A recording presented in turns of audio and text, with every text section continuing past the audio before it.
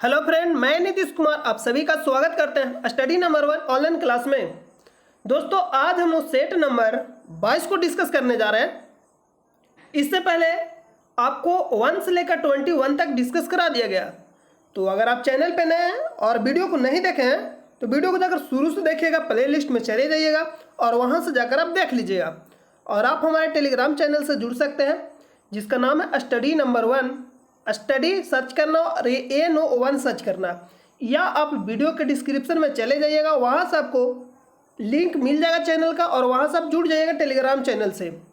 देखिए, आप अगर कहीं भी पढ़ते हैं ये मायने नहीं रखता है, मायने ये रखता है कि आप जो पढ़ रहे हैं उससे रिलेटेड जो प्रश्न आपसे पूछ रहा है वो बन रहा है कि नहीं बन रहा। ये आपको कहाँ चलेगा जब आप प्रश्नों को सॉल्व करिएगा। प्रश्न को शब्दों से खेला जाता है। शब्द आपको कोई इजी शब्द, वही प्रश्न को कई तरह से लिखा जा सकता है। तो अगर आप इस तरह से ऐसा प्रश्न जानना चाहते हैं तो आप टेलीग्राम चैनल से जुड़ जाइएगा, वहाँ आपको मालूम चल जाएगा कि प्रश्न रियली में किस तरह से पूछता है। देखिए, फेक प्रश्न और ओरिजिनल प्रश्न दो ही तरह के मतलब प्रश्न अगर आपको मिलेगा। ओरिजिनल प्रश्न या तो सीधा आपको एक सेंटर में मिले, एग्जाम सेंटर पर मिलेगा, या प्रीवियस ईयर के प्रश्न देखे वहाँ मिलेगा। और ऐसे अगर आप पढ़िए तो किताब में उस तरह का प्रश्न नहीं मिलेगा। तो आप या तो प्रीवियस ईयर के प्रश्न सोल्व करिएगा, तो आप टेलीग्राम चैनल से जुड़े, डेली वहाँ आपको प्रैक्टिस के लिए दिया जाता है और प्रश्न को अटेम्प्ट करिएगा और वहाँ आपको मालूम चलेगा किस तरह से प्रश्न पूछता है। तो आप जाकर जुड़ जाइएगा टेलीग्राम चैनल से। तो चलिए हम लोग वीडियो को शुरू करते हैं। वीडियो शुरू करने से पहले आज का मोटिवेशनल है, जिंदगी खेलती भी है उसी के साथ, जिंदगी खेलती भी है उसी के साथ है जो खिलाड़ी बेहतरीन होता है। दर्द सबके एक से है मगर हौसले सबके अलग अलग हैं। कोई हताश होके बिखर जाता है तो कोई संघर्ष करके निखर जाता है। तो अगर आप अभी से संघर्ष कर रहे हैं तो ये तय है कि आप एक दिन निखरिएगा जरूर। हो सकता है कि थोड़ा लेट हो सकता है, लेकिन सभी को सक्सेस, जो मेहनत आज कर रहा है उसको मतलब सक्सेस मिलना तय है। थोड़ा लेट मिलेगा लेकिन सक्सेस मिलेगा। तो इसलिए आप अभी मेहनत करिए। मेहनत से अगर आप मेहनत कर रहे हैं अभी तो मेहनत से भी हटिए नहीं, क्योंकि आज अगर आप मेहनत कर रहे हैं तो उसका फल एक दिन मिलेगा ही आपको। तो चलिए हम लोग वीडियो को शुरू करते बिना देर किए हुए। आज का जो पहला प्रश्न है, हुमायूं ने चुनार दुर्ग पर प्रथम बार आक्रमण कब किया? हुमायूं ने चुनार दुर्ग पर प्रथम बार आक्रमण कब किया? तो जो हुमायूं से रिलेटेड 4 से 5 प्रश्न पूछेगा। अगर आपसे पूछता है आक्रमण के बारे में या युद्ध के बारे में तो हुमायूं से रिलेटेड 3-4 प्रश्न पूछेगा। और कौन कौन पूछेगा? या तो पूछ सकता है चौसा का युद्ध, या पूछेगा कनौज या बिलग्राम का युद्ध, दोनों एक ही नाम है, या तो कनौज बोलिए या तो बिलग्राम बोलिए, या सरहिंद के युद्ध पूछेगा। ये 3-4 इंपॉर्टेंट है जो आपके लिए, जो हुमायूं जो युद्ध किया है और रिलेटेड 3-4 पॉइंट इंपॉर्टेंट है, तो उसको आप लिख लीजिएगा, डैश दीजिएगा हुमायूं। तो हुमायूं सबसे पहले लिखेगा चौसा का युद्ध। जो चौसा का युद्ध लिखा, पहला नहीं, चौसा का युद्ध, चौसा का युद्ध ये कब हुआ था? तो ये हुआ था 1539 में। ये कब हुआ था? 1539 में। 26 जनवरी 15, छोटा डेट याद नहीं रखना आप। 26 जनवरी 1539 को हुआ था। और ये किसके किसके बीच हुआ था? तो हुमायूं और शेर खां के बीच। ये जो युद्ध हुआ था हुमायूं और शेर खां के बीच हुआ था।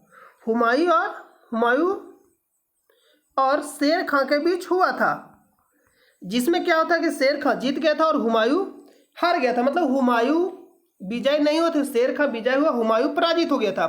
तो चौसा के युद्ध में कौन विजय हुआ था? शेर खां, और हुमायूं पराजित हो गया था।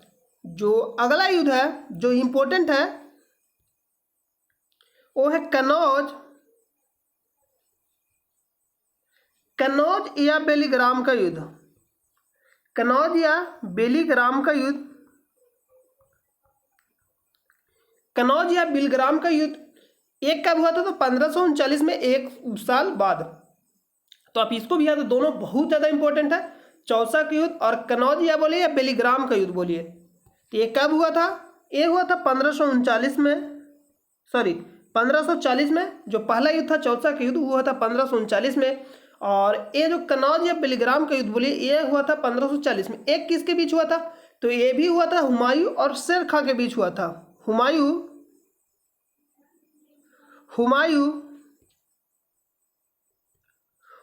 और किसके बीच हुआ था? हुमायूं और शेर खां के बीच हुआ था। और इसमें विजय कौन रहा? तो इसमें भी विजय शेर खां रहा और हुमायूं हार गया। और जब हुमायूं पराजित हुआ तो इसके हारने के बाद एक कहाँ चला गया था? तो सिंध चला गया। जब हुमायूं पराजित हुआ तो वो कहाँ चला गया था? तो सिंध चला गया था। तब से भी प्रश्न पूछ लिया तो हुमायूं किस युद्ध के बाद सिंध चला गया? तो कनौज या बेलीग्राम। तो आप इसको याद रखिएगा और डेट भी याद रखिए, बहुत ज़्यादा इंपॉर्टेंट है। 1540। अगला जो इंपॉर्टेंट युद्ध है, अगला युद्ध सरहिंद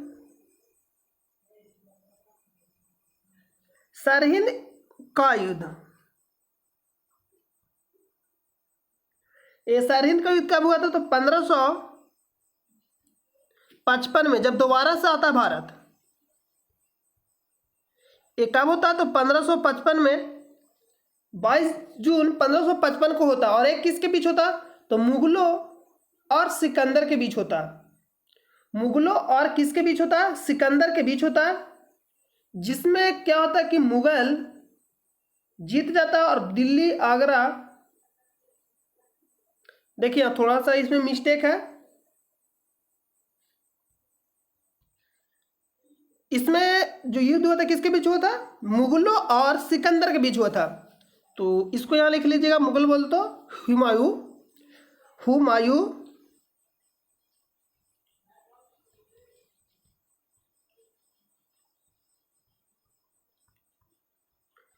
मुगलों और सिकंदर के बीच हुआ था, जिसमें क्या होता कि मुगल सेना मतलब हुमायूं जीत गया था, मुगल सेना, और सिकंदर हार गया था।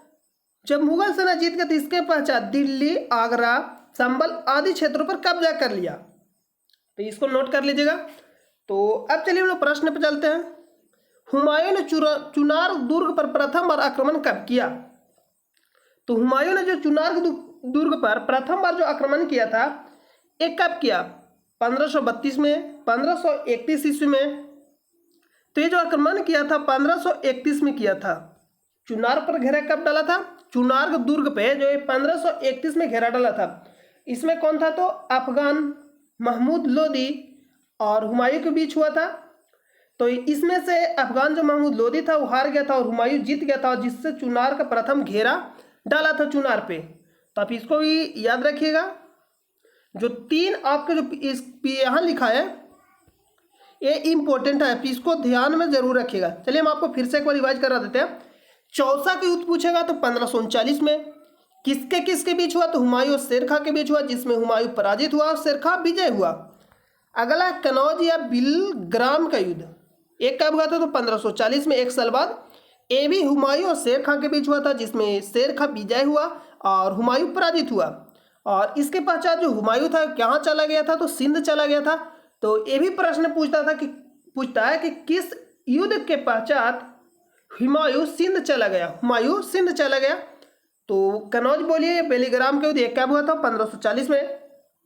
सरहिंद का युद्ध कब हुआ था? तो 1555 में, जब दोबारा से भारत आया था। और एक कब हुआ था? तो 1555 में। और उसके पश्चात 1556 में हुमायूं का मृत्यु हो जाता है। और इससे पहले जो चुनार पर प्रथम घेरा डालता है वो 1531 में डालता है। और उस समय कौन रहता है? तो अफगान महमूद लोदी और हुमायूं के बीच हुआ था। तो इसमें जो महमूद लोदी था वो हार गया था, हुमायूं जीत गया था। इसी समय चुनार का प्रथम घेरा डाला था, चुनार पे मतलब। और इसी को चुनार दुर्ग पर प्रथम बार आक्रमण कब किया था? तो 1531 में। इसका ऑप्शन नंबर बी राइट हो जाएगा। तो अगला प्रश्न पे चलते हैं। अगला प्रश्न है सेंड्रोकट्स, 2 नंबर ही प्रश्न है। सेंड्रोकोटस से चंद्रगुप्त मौर्य की पहचान किसने कराई या किसने की? सेंड्रोकोटस से चंद्रगुप्त मौर्य की पहचान किसने की? ऑप्शन ए दे रहा है William Jones, B Smith, R K Mukherjee, D R Bhandarkar. तो आपको मालूम है कि विलियम जोन्स कौन थे? जो 1784 में बंगाल एशियाटिक सोसाइटी की स्थापना की? ये भी बहुत ज़्यादा इंपॉर्टेंट है, बहुत बार पूछा गया, तो आप इसको नोट कर लीजिएगा कि 1784 में विलियम जोन्स ने बंगाल एशियाटिक सोसाइटी की स्थापना की। तो किसने किया ये भी पूछता, और कब किया? तो यहाँ लिख रहा प्रश्न में कि सैंड्रोकोट्स से चंद्रगुप्त मौर्य की पहचान किसने की? तो इसका जो आंसर होगा option number A, William Jones. इसका आंसर क्या हो जाएगा? Option number A, William Jones. तो विलियम जोन्स से रिलेटेड जो दो प्रश्न आपको बताया अभी, 1784 में बंगाल एशियाटिक सोसाइटी का स्थापना किया, तो आप इसको ध्यान में रखिएगा। अगला प्रश्न पे चलते हैं। 3 नंबर प्रश्न की नालंदा महाविहार किसके लिए मुख्यतः नालंदा विहार किसके लिए विख्यात है? जो नालंदा विहार महाविहार है किसके लिए विख्यात है? जो बिहार में है, ह्वेनसांग स्मारक, महावीर का जन्म स्थान, पाली अनुसंधान संस्थान, तो संग्रहालय। इसका आंसर क्या होगा? आप हमें कमेंट बॉक्स में बताइए। इसका जो आंसर होगा ऑप्शन नंबर डी, संग्रहालय। और जो नालंदा विश्वविद्यालय था इसका निर्माण कौन कराया था? तो कुमार जो था धर्मपाल, जिसमें जो आंसर होगा इसका जो कराया था नालंदा, नहीं कुमार धर्मपाल नहीं होगा, कुमार गुप्त होगा। गुप्त वंश के जो शासक था कुमार गुप्त, जो नालंदा जो था उसका स्थापना किया था, नालंदा विश्वविद्यालय बोल लीजिए। इसका स्थापना कब किया था? तो 405 ईसा पूर्व, 405 ईसा पूर्व जो नालंदा था इसका स्थापना कौन किया था? तो गुप्त वंश के शासक कुमार गुप्त ने। तो आप इसको ध्यान में रखिएगा। अगला प्रश्न पे चलते हैं। इसका जो आंसर होगा ऑप्शन नंबर डी, संग्रहालय। 4 नंबर प्रश्न है कि मध्यकाल में बंटाई शब्द का अर्थ था, मध्यकाल में बंटाई शब्द का अर्थ था धार्मिक कर, लगान निर्धारण का तरीका, धन कर, संपत्ति कर।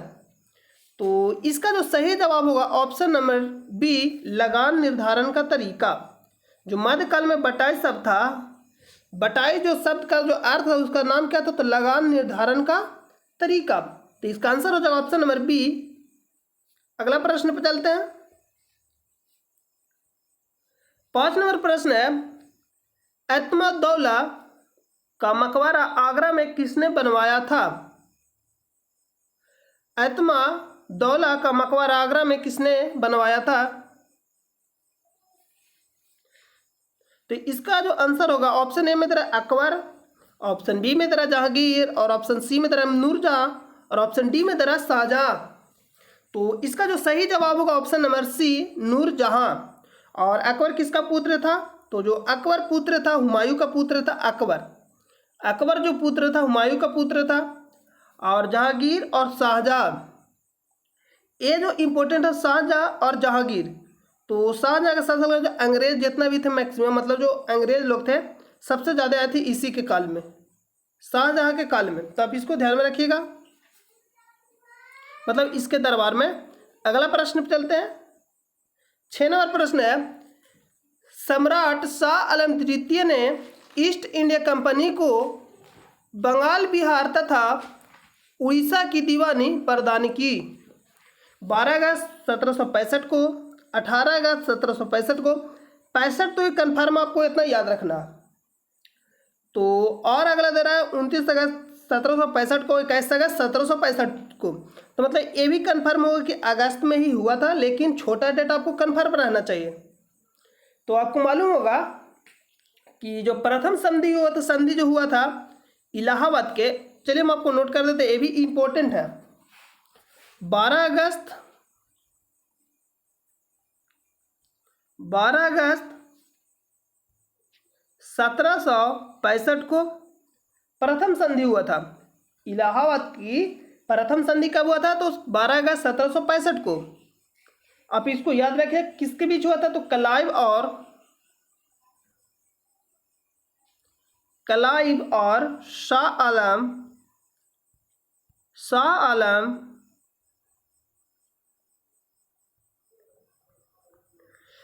आलम द्वितीय के बीच हुआ था। शाह आलम द्वितीय के बीच हुआ था। और एक कौन सा संधि था? तो इलाहाबाद के प्रथम संधि, इलाहाबाद के इलाहाबाद की प्रथम संधि,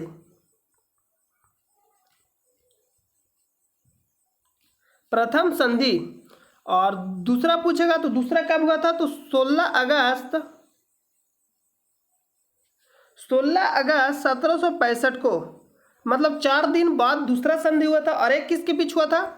तो ये जो हुआ था शुजाउद्दौला और क्लाइव के बीच हुआ था, शुजाउद्दौला और क्लाइव के बीच में। और एक कौन सा संधि था? तो इलाहाबाद की द्वितीय संधि।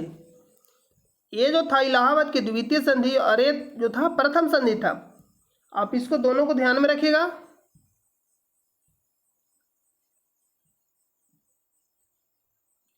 शुजाउद्दौला किसके बीच हुआ था? शुजाउद्दौला और क्लाइव के बीच हुआ था। और क्लाइव कौन था? और ये जो क्लाइव था बंगाल के प्रथम गवर्नर था, जो किस युद्ध के पश्चात बना था? तो प्लासी के युद्ध के बाद बना था। तब इसको ध्यान रखें, शुजाउद्दौला और क्लाइव के बीच हुआ था इलाहाबाद की द्वितीय संधि 16 अगस्त 1765 को। और जो पहला हुआ था 12 अगस्त 1765 को क्लाइव और शाह आलम द्वितीय के बीच हुआ था इलाहाबाद की प्रथम संधि। अब दोनों को याद रखिएगा। प्रश्न पे चलते हैं। प्रश्न पे जो आंसर तेरा 12 अगस्त, ऑप्शन नंबर ए राइट हो जाएगा। ऑप्शन नंबर ए क्या हो जाएगा? राइट, 12 अगस्त 1765 को। अगला प्रश्न पे चलते हैं। 7वां प्रश्न है कि कांग्रेस के नरम दल के नेताओं की आंदोलन की पद्धति थी। कांग्रेस के नरम दल के नेताओं की आंदोलन की पद्धति थी असहयोग, राजवा बाम, यहाँ जो लिखा गया है राज वामवाद आंदोलन, अनुकूल प्रतिघटन, अविधेयक। तो इसका आंसर क्या होगा? आप हमें कमेंट बॉक्स में बताइए कि इसका आंसर क्या होगा। इसी को अगर हम इंग्लिश में बोले तो इसको बोलते हैं constitutional constitutional constitutional constitutional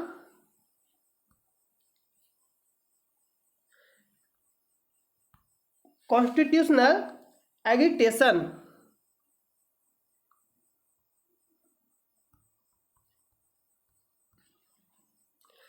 constitutional agitation, तो इसको बोलते हैं हम लोग इंग्लिश में, तो इंग्लिश में आसान है।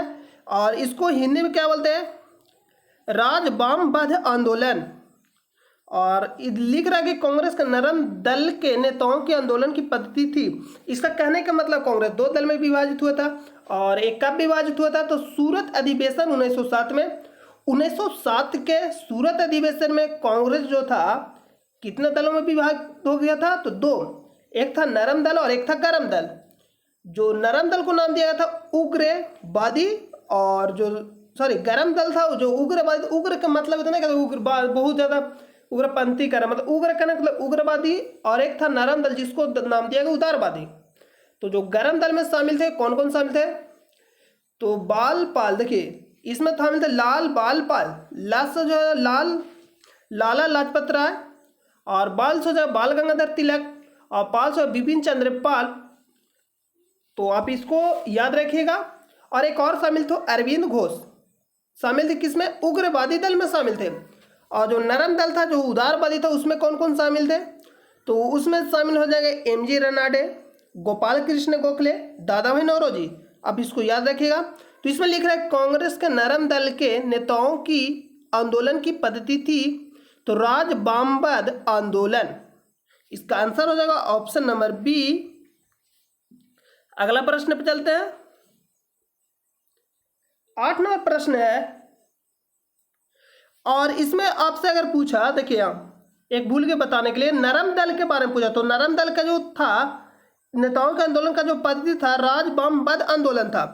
लेकिन अगर हो सकता है गरम दल के बारे में पूछ देगा तो गरम दल का जो था अनुकूल पर विघटन। इसका जो गरम दल के अगर बारे में पूछेगा इसको लिख लीजिए, गरम दल भी पूछ सकता। गरम दल, तो गरम दल को हो जाएगा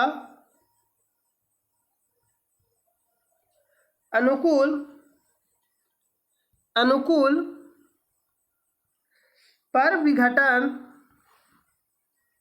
एक गर्म दल का हो जाएगा, और इसको इंग्लिश में बोलते हैं पैसिव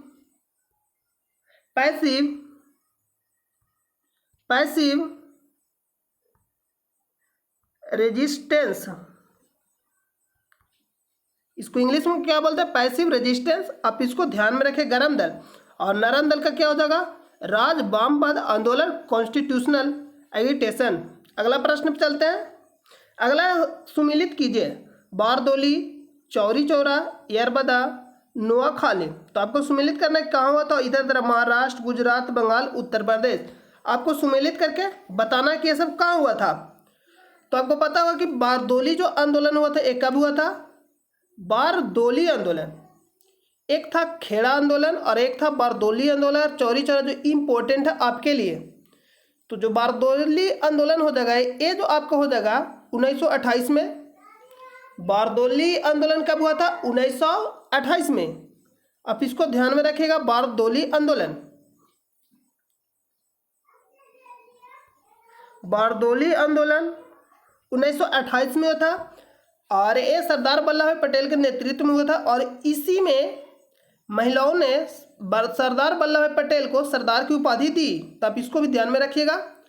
चौरी चौरा ये कब हुआ था? तो ये जो हुआ था 1922 में। और इसी में महात्मा गांधी ने असहयोग आंदोलन को मतलब वापस ले लिया। जब चौरी चौरा जो कांड था ये जब घटित हुआ, तो इसके पश्चात जो महात्मा गांधी थे असहयोग आंदोलन को क्या किया? तो वापस ले लिए। और ये कहाँ पड़ता है? उत्तर प्रदेश में पड़ता है। आप इसको ध्यान में रखिएगा। तो इसका बी का 4 नंबर हो जाएगा, और बारदोली तो गुजरात में हो जाएगा। तो आप यहाँ से कूट से मिला सकते हैं ए का 2 नंबर। तो ए का 2 नंबर हो तो ऑप्शन ए भी नहीं होगा और ई भी नहीं होगा। और बी का 4 नंबर होगा तो देख सकते हैं कि बी का 4 नंबर में ऑप्शन नंबर सी, बी भी कट गया तो ऑप्शन नंबर सी राइट हो जाएगा इसका आंसर। तो इसको मिला सी का 1 नंबर हो जाएगा कि यरबदा महाराष्ट्र में हो जाएगा, और नोआखाली ये आपका हो जाएगा बंगाल में। तो आप इसको याद रखिएगा। और इसका जो 2 इंपॉर्टेंट बारदोली और चौरी चौरा कांड ये कहाँ हुआ था? तो उत्तर प्रदेश एक जगह का नाम था, इसलिए इसको कांड का नाम पड़ा था चौरी चौरा कांड। तो अगला प्रश्न पे चलते हैं। 9 नंबर प्रश्न है, यह सत्य होगा कि भारत को परिभाषित किया जाए। यह सत्य होगा कि भारत को परिभाषित किया जाए मतलब किस रूप में किया जाए? एक खाद्य की कमी वाली अर्थव्यवस्था के रूप में, एक श्रम अधिक्य वाली अर्थव्यवस्था के रूप में, एक व्यापार अधिक्य वाली अर्थव्यवस्था के रूप में, और डी नंबर दे रहा है कि एक पूंजी अधिक्य वाली अर्थव्यवस्था के रूप में। तो इसका आंसर क्या होगा? आप हमें कमेंट बॉक्स में दीजिए। इसका जो आंसर होगा ऑप्शन नंबर बी, एक श्रम अधिक्य वाली अर्थव्यवस्था के रूप में। इसका आंसर क्या हो जाएगा? Option number B. अगला प्रश्न पे चलते हैं। 10 नंबर प्रश्न है, सुमेलित कीजिए, अत्यधिक गर्म, अत्यधिक ठंडा, अत्यधिक वर्षा, अत्यधिक सूखा। इसको आपको मिलाना है। चिल्ली दे रहा, चेरापूंजी दे रहा, अंटार्कटिका दे रहा, सारा दे रहा। तो आपको चेरापूंजी एक तो मालूम है कि कहाँ पड़ता है? भारत में, मेघालय में। जो सबसे अधिक वर्षा कहाँ होता है? चेरापूंजी में। ये तो आपको मालूम, मान लीजिए 3 आपको नहीं मालूम है, लेकिन जो एक है ये तो आपको मालूम होना चाहिए कि चेरापूंजी कहाँ पड़ता है। ये भारत में पूर्वोत्तर राज्य है, जो पूर्वोत्तर राज्य मेघालय वहाँ पड़ता है। और सबसे अधिक वर्षा कहाँ होता है? तो चेरापूंजी में ही होता है। तो यहाँ लिख रहा है अत्यधिक वर्षा, तो ऑप्शन नंबर सी का हो जाएगा 2 नंबर। सी का क्या हो जाएगा? 2 नंबर चेरापूंजी। तो सी का 2 नंबर होगा। तो यहाँ देख सकते हैं सी का अगर आप 2 नंबर मिलाइएगा तो अगला पढ़ने का जरूरत भी नहीं है, मात्र एक ऑप्शन बी में जो सी का 2 नंबर है। तो यहाँ से ऑप्शन नंबर बी राइट हो जाएगा। ऑप्शन नंबर बी क्या हो जाएगा? राइट हो जाएगा। बाकी का मिला सकते हैं। ए का 4 नंबर अत्यधिक गर्म, तो अत्यधिक गर्म क्या हो जाएगा? सहारा जो रेगिस्तान है, ये सहारा मरुस्थल है, ये आपका पड़ जाएगा कहाँ? साउथ अफ्रीका में। साउथ अफ्रीका बोले मतलब दक्षिण अफ्रीका महादेश में पड़ जाएगा ये आपका। अत्यधिक ठंड, तो अत्यधिक ठंड मिला सकते हैं। जो अत्यधिक ठंड हो जाएगा तो बी का 3 नंबर आप मिला सकते हैं। ए अंटार्कटिका आपको मालूम हुआ, अंटार्कटिका जो कहाँ पड़ता है, तो ए जो पड़ता है दक्षिणी ध्रुव के पास है। और एक जो बच गया अत्यधिक सूखा, तो अत्यधिक सूखा हो जाएगा चिल्ली। चिल्ली क्या हो जाएगा, अत्यधिक सूखा। चिल्ली ऐसा सूखा रहता है, अत्यधिक सूखा से हो जाएगा चिल्ली। तो ऑप्शन नंबर बी राइट हो जाएगा। अगला प्रश्न पे चलते हैं। यहाँ आपको अगर सिर्फ चेरापूंजी मालूम है तो इससे ही आप आंसर निकाल लीजिएगा। 11 नंबर प्रश्न है, द्वितीय हरित क्रांति का संबंध है। द्वितीय हरित क्रांति का संबंध है अत्यधिक उपज देने वाली बीजों से, गेहूं के उत्पादन से, चावल के उत्पादन से, जैव प्रौद्योगिकी के प्रयोग से। तो द्वितीय हरित क्रांति का संबंध किससे था, तो ये जो आया था 2006 में आया था।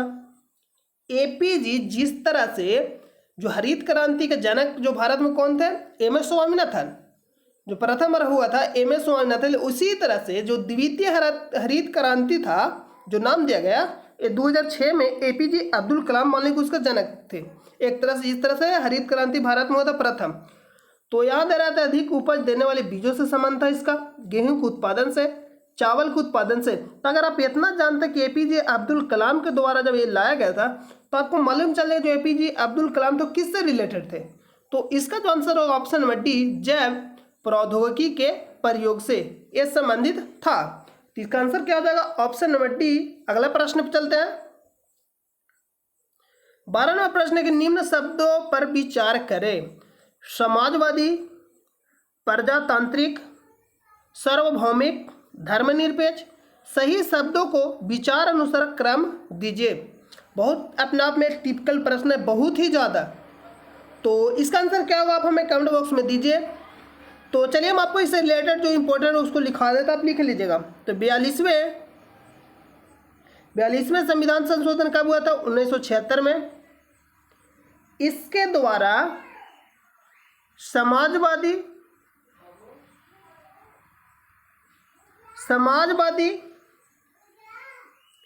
पंथ निरपेक्ष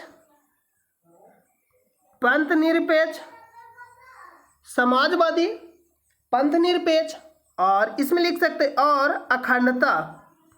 42वें संविधान संशोधन कब हुआ था, 1976 में। इसके द्वारा समाजवादी, पंथ निरपेक्ष और अखंडता को जोड़ा गया था मूल संविधान में।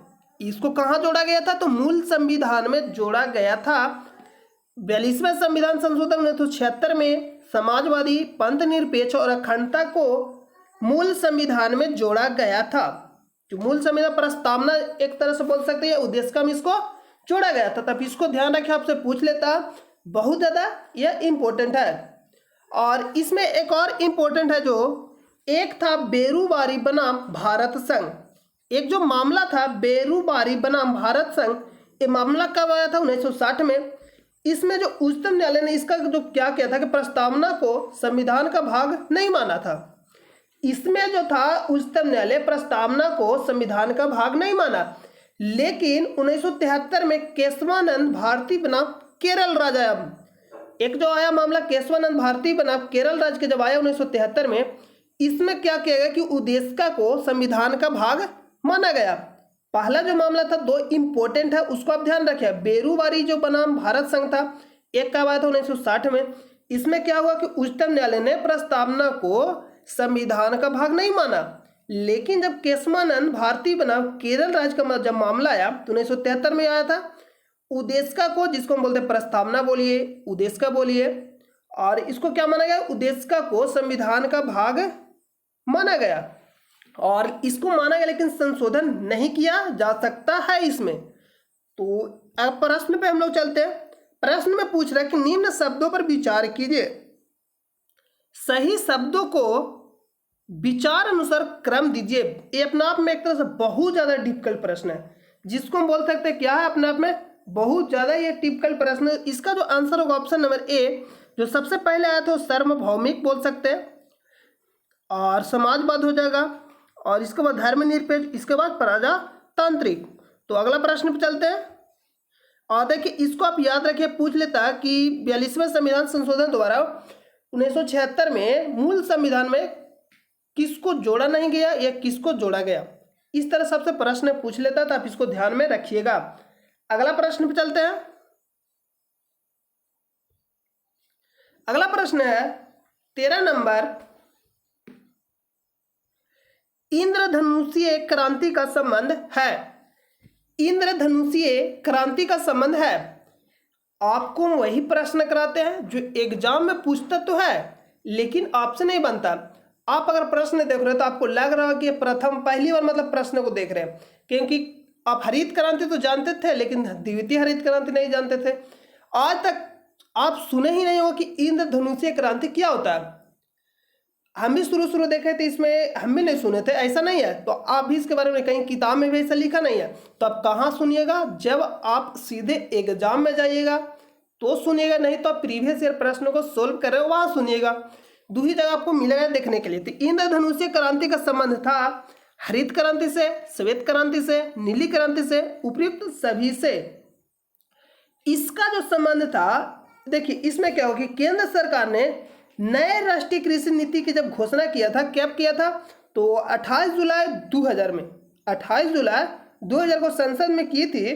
तो इसी को नाम दिया गया था इंद्रधनुषीय क्रांति, जिसको बोलते हैं रेनबो रेवोल्यूशन, रेनबो रेवोल्यूशन। और इसको कब किया गया था? तो 2000 में 28 जुलाई 2000 में इसको किया गया था, संसद में की गई थी। और इसको नाम दिया गया था रेनबो रेवोल्यूशन के रूप में इसको वर्णन किया गया था। इसको जो कृषि नीति जो था उसको नाम दिया गया था। इसमें जितने भी क्रांति हैं सभी को शामिल किया गया था। हरित क्रांति ले लीजिए, श्वेत क्रांति ले लीजिए, नीली क्रांति ले लीजिए, भूरी क्रांति ले लीजिए, गुलाबी क्रांति, जितना भी क्रांति था सभी को शामिल किया गया। तो इसका जो आंसर होगा ऑप्शन नंबर डी, उपयुक्त सभी से। हरित क्रांति, तो हरित क्रांति कहने को मतलब जो हम लोग खाते पीते हैं उससे रिलेटेड जो है खाद्यान्न से। और श्वेत क्रांति तो दूध उत्पादन से। श्वेत क्रांति किससे हो जाएगा? दूध उत्पादन से। और नीली क्रांति, नीली क्रांति कहने का मतलब जब समुद्र के जाए तो नीली नीली पानी, मतलब पानी कैसा रहता है? नीला। तो नीली क्रांति याद रखिएगा, मत्स्य उत्पादन। मत्स्य उत्पादन नीली क्रांति किससे संबंधित है? मत्स्य उत्पादन। श्वेत क्रांति तो आप इतना जान ही रहे, दूध श्वेत होता है तो दूध हो जाएगा। हरित क्रांति मतलब हरा हरा, तो हरित क्रांति किससे रिलेटेड था? हरित क्रांति हो जाएगा किससे रिलेटेड? खाद्यान्न मतलब खाने वाले सामानों से। आप इस तरह से याद, आपको अभी पता है गुलाबी क्रांति तो झींगा मछली उत्पादन से, गुलाबी क्रांति झींगा मछली उत्पादन से। तो चलिए हम लोग इस प्रश्न को जो आंसर होगा ऑप्शन नंबर डी, उपयुक्त सभी से। अगर आप देख रहे होंगे सेट नंबर 1 से तो ये सब सभी आपको मालूम होगा। चलिए हम लोग अगला प्रश्न पे चलते हैं। 14 नंबर प्रश्न है, यदि भारतीय रिजर्व बैंक के द्वारा नगद कोष अनुपात, जिसको बोलते हैं CRR, सी कैश रिजर्व रेशियो, इसका जो फुल फॉर्म होता है CRR का फुल फॉर्म होता है कैश रिजर्व रेशियो में कमी की जाती है तो इसका साख सृजन पर प्रभाव होगा। देखिए अगर आपको CR मालूम नहीं है तो इस प्रश्न को आप नहीं बनाए, क्योंकि ये इकोनॉमिक्स का प्रश्न है तो आपको इसका अर्थ समझना होगा। तो हम आपको समझाते, आपको यहाँ सिर्फ सिंपल में समझा देते हैं। जैसे मान लीजिए कि क्या होता है कि रिजर्व बैंक जो होता है, जो भी बैंक है उसको जब मुद्रास्फीति या अपस्फीति, मुद्रास्फीति मुद्रा अपस्फीति बोलिए, जब मुद्रास्फीति दो जब कंडीशन उत्पन्न होता है देश में, तो उस समय में इसमें क्या होता है कि CR हो गया या जो आपका हो गया रिवर्स रेपो रेट हो गया या रेपो रेट हो गया, इसी के द्वारा इस सब को कंट्रोल किया जाता है। तो ये सब होता क्या? तो CRR के बारे में हम लोग जानते हैं भी कि कैश रिजर्व रेशियो क्या। तो जो बैंक करता है कि क्या होता है कि ग्राहक को उसको वहां से मतलब RBI जो होता है उसको बैंक को कहता है, हे बैंक तुम सुनो कि 10 जैसे में 100 रुपया मान लो कि उसको देना, तो 100 रुपया मान लो कि उसको आया उसके पास, तो उसको क्या करना है कि तुमको 90 रुपया देना और 10 रुपया तुमको अपने पास रखना। क्या करना, जैसे 100 रुपया तो 100 रुपये में आपको 90 रुपया देना है और 10 रुपया अपने पास रख, मतलब उसको इतना ही मतलब ऑर्डर है कि 90, उतना से अधिक नहीं दे सकता। 100 रुपये में 100 रुपये में 90 से अधिक नहीं दे सकता और 10 रुपये अपने पास रखेगा। तो इसी को मान लीजिए क्या कहेगा कि इसको बढ़ा दिया जाए, जैसे में जब मुद्रास्फीति उत्पन्न होगा या अपस्फीति, तो दो कंडीशन में इसको बढ़ाया या घटाया जाता है। तो आपको जानना पड़ेगा मुद्रास्फीति अपस्फीति क्या होता है, तो बहुत ज़्यादा डीप में हम लोग चल जाएंगे। अभी इस प्रश्न को समझ लेते हैं सीधा। तो इसमें क्या होता है कि मान लीजिए कि बैंक का अगर 100 रुपया मिला तो उसमें से मान लीजिए कि बैंक को कहा जाएगा कि 10 रुपया अपने पास रखो और 90 रुपया देना है मार्केट में, मतलब 90 रुपया देना। तो 10 रुपया फिर मान लीजिए कि इसको क्या क्या बढ़ा दिया, मान लीजिए घटा दिया कि अब जो बोल रहा है आरबीआई कि अब तुमको 5 रुपया रखना और 95 रुपया देना है, तो इसको क्या किया कमी कर दिया गया। तो जब कमी कर दिया जाएगा सीआरआर को, कहने का मतलब है सीआरआर कम होगा तो जो बैंक होगा वो अपने पास पैसा जो कम रखेगा। पहले मान लीजिए कि 10 रुपये रखता था तो अब जो रखेगा 5 रुपये रखेगा और 95 रुपये क्या करेगा मार्केट में भेजेगा। तो यही बोल रहा है कि जो नगद कोष अनुपात है सीआरआर में कमी की जाती है, कमी की जाती है कहने का मतलब जो पहले बैंक 10 रुपये रखता था वो अब 5 रुपया रखेगा, तो इसका साख सृजन पर प्रभाव होगा। तो कहने का मतलब क्या होगा, वृद्धि होगा, मार्केट में फिर ज़्यादा पैसा जाने लगेगा। तो इसका ऑप्शन दे रहा कि वृद्धि होगा, कमी होगा, कोई प्रभाव नहीं, कोई अन्य। तो इसका जो ऑप्शन होगा ऑप्शन नंबर ए वृद्धि। आई होप कि आपको इसका प्रश्न क्लियर हो गया होगा। इस प्रश्न का जो आंसर होगा ऑप्शन नंबर ए वृद्धि। अगला प्रश्न पे चलते हैं 15 नंबर, इनमें से रक्तदाब का मापक यंत्र कौन सा है? इनमें से रक्तदाब का मापक यंत्र कौन सा है? तो इस प्रश्न बहुत ही ज़्यादा इजी है, तो इसको आप आंसर कर लिए होंगे option number C sphygmometer. Sphygmometer option number C right हो जाएगा। और जो ऑप्शन नंबर बी दे रहा है एनीमोमीटर, एनीमोमीटर ए जो हो जाएगा पवन का वेग। एनीमोमीटर द्वारा क्या मापा जाता है? पवन का वेग, पवन का वेग, एनीमोमीटर से पवन का वेग। और ए मीटर, तो ए मीटर से विद्युत धारा, ए मीटर से विद्युत धारा मापा जाता है। और एक है गैल्वेनोमीटर, गैल्वेनोमीटर से धारा को पता लगाया जाता है, मतलब जितना कम से कम धारा है उसको भी पता लगा ले गैल्वेनोमीटर। और ए मीटर से धारा को मापा जाता है, धारा को तो दोनों से मापा जाता है, लेकिन अगर आपसे पूछता है कि धारा किससे मापा जाता है विद्युत धारा, तो ए मीटर। लेकिन आपसे पूछता है कि धारा किससे पता लगाया तो गैल्वेनोमीटर। आप दोनों को ध्यान में रखिएगा। और एक तो जरा स्फेरोमीटर, ये इंपॉर्टेंट नहीं है, लेकिन सर को लगता है कि सर को नहीं आ रहा, ऐसा कुछ भी नहीं। जो आपके लिए इंपॉर्टेंट है वही बताया जाएगा, क्योंकि अल बल पढ़ने से कुछ भी नहीं होगा। जो इंपॉर्टेंट है वही पढ़िए। तो स्फेरोमीटर आपको बता दें, ये जो क्या करता है गोलाय मापी है, एक प्रकार के गोलाय मापी यंत्र है। इसमें क्या होता है, जैसे में वृत्त है तो वृत्त को त्रिज्या इसमें मापता है, तो जितना ज़्यादा त्रिज्या रहेगा वो जितना बड़ा रहेगा, जितना त्रिज्या कम रहेगा उतना छोटा रहेगा। मतलब गोलाई एवं मापी यंत्र है, तो आप इसको ध्यान में रखिएगा। तो इस प्रश्न का जो सही जवाब होगा ऑप्शन नंबर सी स्फिग्मोमीटर। अगला प्रश्न पे चलते हैं 16 नंबर प्रश्न की, प्रभावती देवी किस क्षेत्र की स्वतंत्रता संग्राम सेनानी थी? प्रभावती देवी किस क्षेत्र की स्वतंत्रता संग्राम सेनानी थी? चंपारण, पटना, भागलपुर, शाहाबाद। इसका आंसर होगा ऑप्शन नंबर सी भागलपुर। और भागलपुर किधर तरफ है?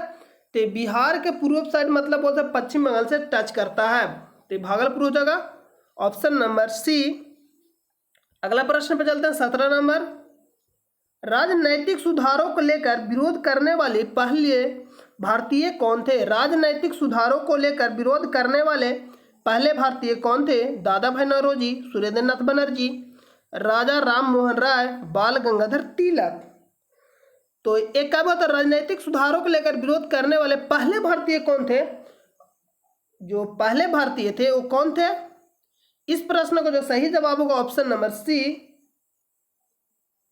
लिख रहा, प्रभावती देवी किस क्षेत्र की स्वतंत्रता संग्राम सेनानी थी? एक मिनट रुकिएगा, यहां था, ये आपका 14 नंबर हो जाएगा, ये 14 नंबर हो जाएगा, और ये जो हो जाएगा 15 नंबर, और 16 नंबर सी, हाँ 17 नंबर सही है। तो लिख रहा राजनीतिक सुधारों को लेकर विरोध करने वाले पहले भारतीय कौन थी? तो इसका जो आंसर हो जाएगा ऑप्शन नंबर डी बाल गंगाधर तिलक। इसका आंसर क्या हो जाएगा? बाल गंगाधर तिलक। और जो बाल गंगाधर तिलक हो जाएगा इसमें राजा राम मोहन राय तेरा। तो ब्रह्म समाज का स्थापना कब किए थे? 1828 में। और राजा राम मोहन को राजा को उपाधि किसने दिया था? तो अकबर द्वितीय ने। और सती प्रथा का उन्मूलन किए थे राजा राम मोहन राय और लॉर्ड विलियम बेटिंग के सहयोग से। मतलब उस समय के क्या था, तो बंगाल के गवर्नर जनरल थे लॉर्ड विलियम बेटिंग, और एक था कर्नल सनीमन, और राजा राम मोहन राय के सहयोग से सती प्रथा का उन्मूलन हुआ था। 1829 में, दिसंबर 1829 में धारा 17 के द्वारा। अब इसको ध्यान में रखिएगा। एस एन बनर्जी और दादा भाई नौरोजी थे वायुव्रीत पुरुष के नाम से जाने जाते हैं। एक नरम दल के नरम दल से थे दादा भाई नौरोजी। तो इसका आंसर होगा ऑप्शन नंबर डी, बाल गंगाधर तिलक। बाल गंगाधर जो तिलक थे पहली बार स्वराज शब्द का प्रयोग किए थे। ये भी इंपॉर्टेंट, अब इसको भी ध्यान में रखिएगा। अगला प्रश्न पे चलते हैं। 18वां प्रश्न की राष्ट्रीय कांग्रेस से पूर्व सबसे प्रमुख संस्था थी। राष्ट्रीय कांग्रेस से पूर्व सबसे प्रमुख संस्था थी, इसका कहने का मतलब भारतीय राष्ट्रीय कांग्रेस की जब स्थापना हुआ था, और स्थापना कब हुआ था तो 1885 में हुआ था। ए ओ ह्यूम के द्वारा किया गया था। ए ओ ह्यूम के द्वारा किया गया था भारतीय राष्ट्रीय कांग्रेस का स्थापना। और ये कब हुआ था 1885 में। तो पूछ रहा कि इससे पहले सबसे प्रमुख संस्था थी Bengal British India society, East India association, young Bengal association, Indian association of Calcutta. तो इसका जो सही जवाब होगा option number D, Indian association of Calcutta. और इसका स्थापना कौन किए थे तो एस एन बनर्जी, सुरेंद्र नाथ बनर्जी और आनंद मोहन बोस मिलकर इसका स्थापना किए थे। और कब किए थे तो 1876 में। और जब भारतीय राष्ट्रीय कांग्रेस बना 1885 में, और भारतीय राष्ट्रीय कांग्रेस की स्थापना कौन किया था तो ए ओ ह्यूम। और उस समय के भारत के कौन था वाइसराय कौन था तो उस समय जो भारत के जो वाइसराय था लॉर्ड डफरिन, जिसका जो कार्यकाल था 1884 के लेकर 88 तक। तो ये भी प्रश्न पूछता है किसके समय में भारतीय राष्ट्रीय कांग्रेस का स्थापना हुआ था। तो आप दोनों तीनों सारा याद रखिएगा। तो जो 1885 में जब भारतीय राष्ट्रीय कांग्रेस का स्थापना हुआ तो उसको क्या कर लिया गया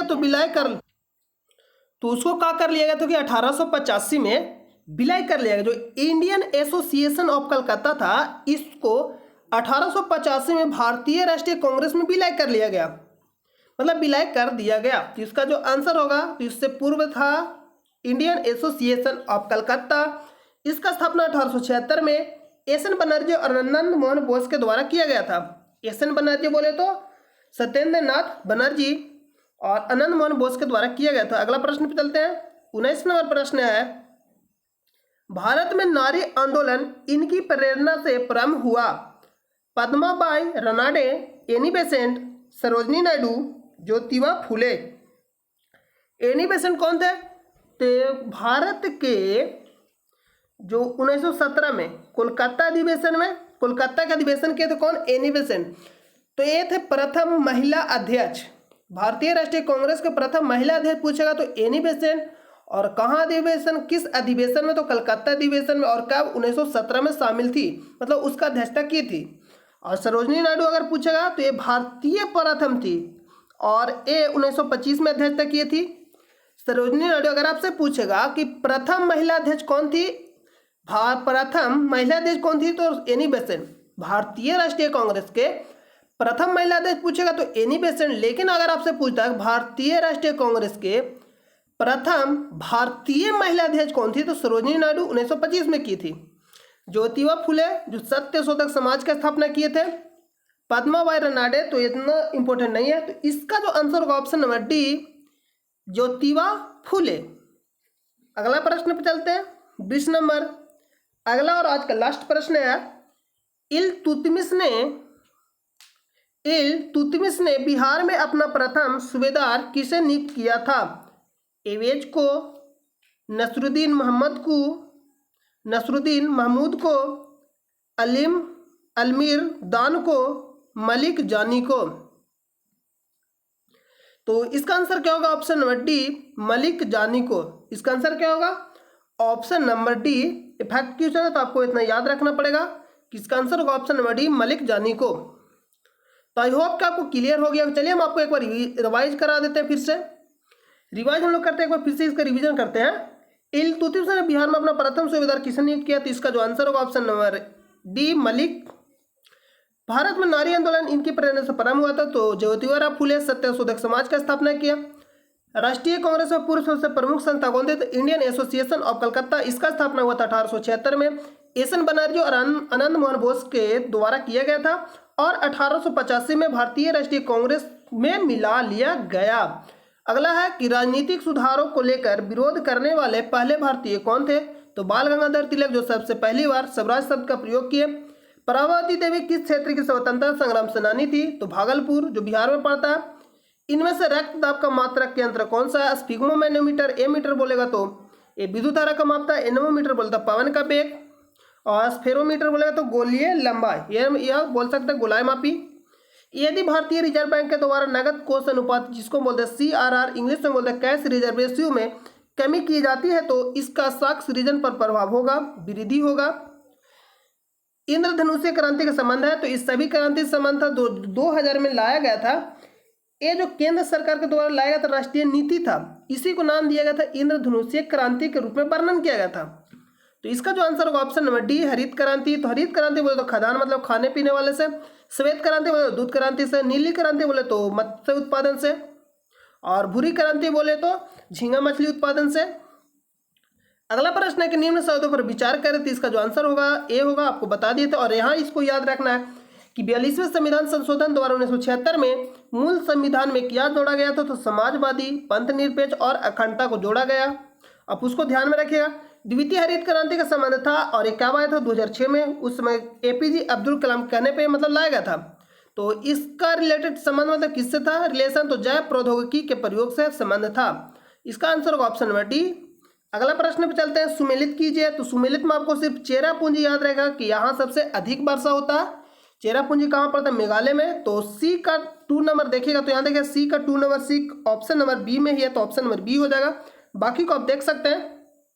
अत्यधिक गर्म, तो अत्यधिक गर्म हो जो सारा जो साउथ अफ्रीका में पड़ता है, मतलब साउथ अफ्रीका महादेश में, दक्षिण अफ्रीका महादेश में पड़ता है, सहारा मरुस्थल है। और अत्यधिक सूखा तो चिल्ली हो जाएगा। अत्यधिक वर्षा तो चेरापूंजी हो जाएगा। अत्यधिक ठंडा अंटार्कटिका जो दक्षिणी ध्रुव पर पड़ता है, जो बर्फ है तो वहाँ ठंडा रहेगा ही। यह सत्य होगा कि भारत को परिभाषित किया जाए एक श्रम अधिकार वाली अर्थव्यवस्था के रूप में। सुमेलित कीजिए तो बारदोली गुजरात में, चौरी चौरा उत्तर प्रदेश, यरबदा बोले तो महाराष्ट्र, नोआखाली बोले तो बंगाल, जिसको पश्चिम बंगाल बोलते हैं। अगला प्रश्न है, कांग्रेस के नारायण दल के नेताओं के आंदोलन की पद्धति थी तो राज वामपद आंदोलन, इसको आप ध्यान में रखिएगा। और गरम दल बोलेगा तो अनुकूल पर विघटन, जिसको हम बोलते हैं पैसिव रेजिस्टेंस, इसको भी आप ध्यान में रखिएगा।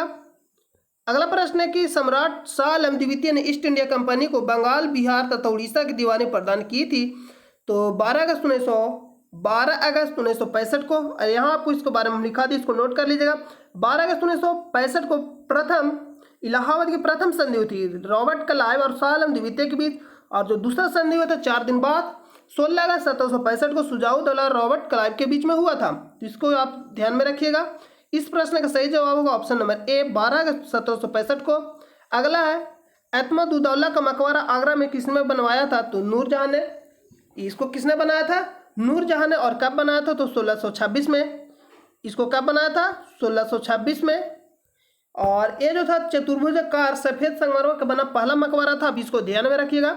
मध्यकाल में बटाई शब्द का अर्थ था तो लगान निर्धारण का तरीका था। नाम नालंदा बिहार किसके लिए विख्यात था? तो संग्रहालय के लिए। और एक कब बना था? 405 ईसा पूर्व में इसका स्थापना किया गया था। और किसके द्वारा किया गया था? तो गुप्त वंश के शासक थे कुमार गुप्त के द्वारा किया गया था। अगला प्रश्न है कि सैंड्रोकोटस से चंद्रगुप्त मौर्य की पहचान किसने करवाई? तो किसने की? तो विलियम जोन्स। और इसी ने 1784 में बंगाल एशियाटिक सोसाइटी की भी स्थापना किया। सैंड्रोकोटस से चंद्रगुप्त मौर्य की पहचान किसने की? तो option number A, William Jones right हो जाएगा। अगला है, हुमायूं ने चुनार दुर्ग पर प्रथम बार आक्रमण कब किया? तो 1531 में प्रथम बार इसको घेरा डाला था। और आपको चौसा का युद्ध याद रखना कि किसके बीच हुआ था? तो हुमायूं और शेर खां के बीच। कब हुआ था? 1539 में। और जिसमें क्या हुआ था? हुमायूं हार गया था, मतलब हुमायूं पराजित हुआ और शेर खां विजय हुआ। अगला एक युद्ध था जो कनौज बोलिए या बिलग्राम का युद्ध बोलिए, कब हुआ था? 1540 में हुआ था।